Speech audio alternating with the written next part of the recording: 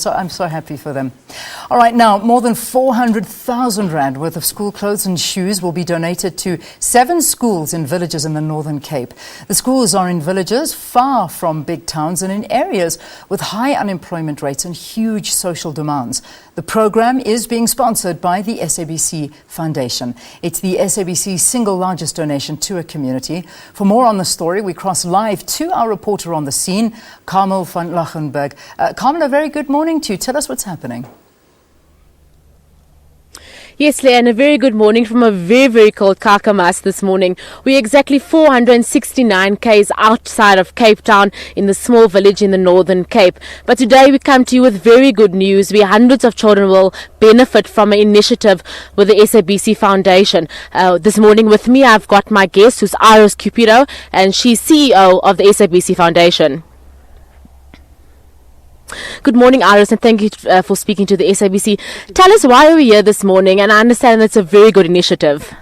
Well, we're here to bring hope to a community that is struggling with many challenges out here in Kakamas, and we're here to support some 9 schools with much needed resources.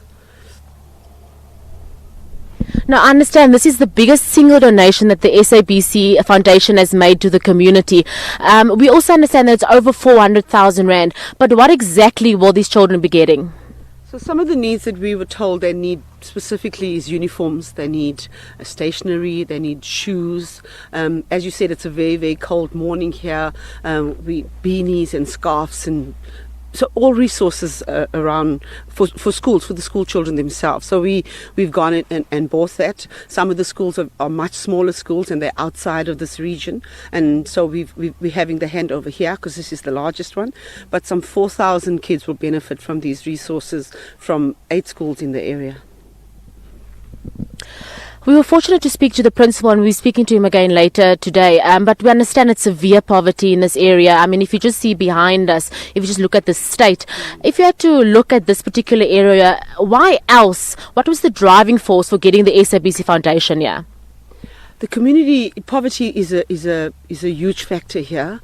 A lack of hope, a lack of resources, and we just thought if we came and showed them that there is the SABC. The SABC is all about serving communities in which we operate, and this is one of them. So if we could bring hope here, if we can somehow inspire this community to understand that outside of this, there's so much that can be accomplished. We're giving away 2 bursaries today. One student at the school wants to be a doctor.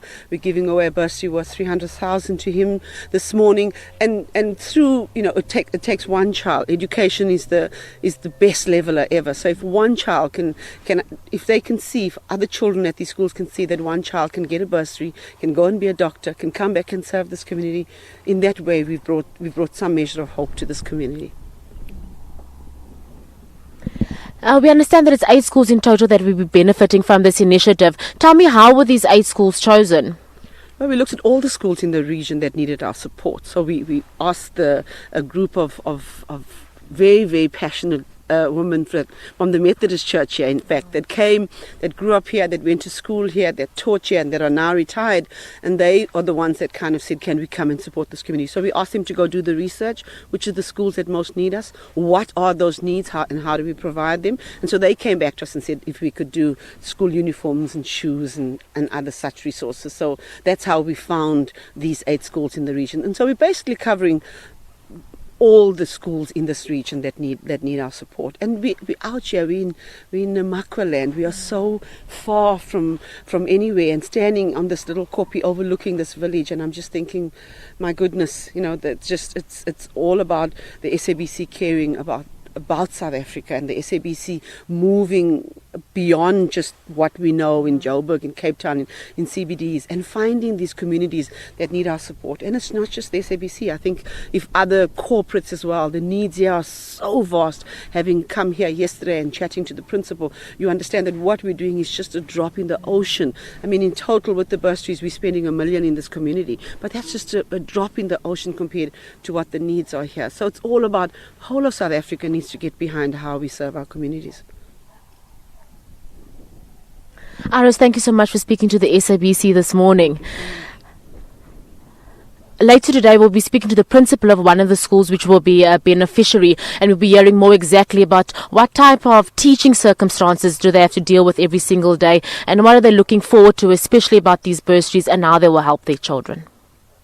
Carmel, thank you very, very much. Fantastic story. Thanks for covering it for us all the way in Kakamas, and I'm sure we'll have more updates throughout the day.